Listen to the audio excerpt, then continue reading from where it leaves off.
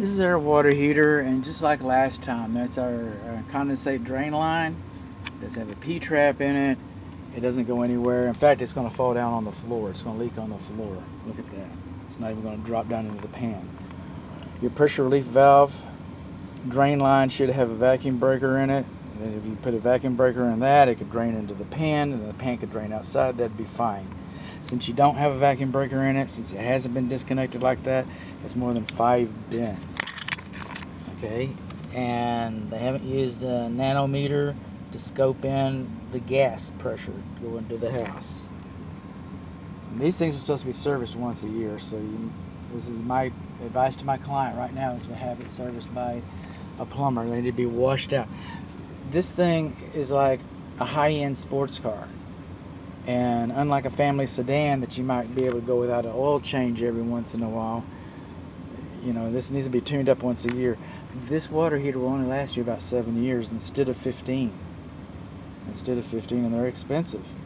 Can you bolt it up like it is and save gas and stuff like that? Yeah, it's pretty efficient. Never runs out of hot water and everything. But you know, if you tuned it up, you could win the race, the economy race. And if you clean that screen out once a year, you could win the endurance race. Keep this sports car going.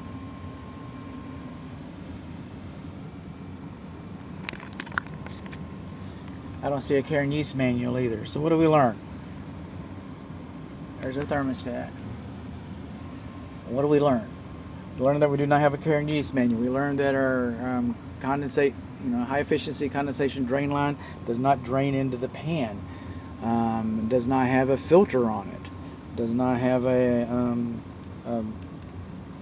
it's highly acidic. It does not have a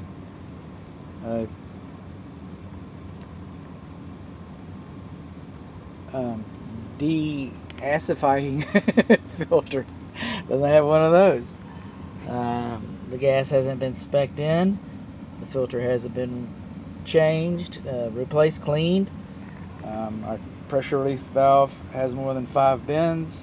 Does not have a air gap in it in the same room.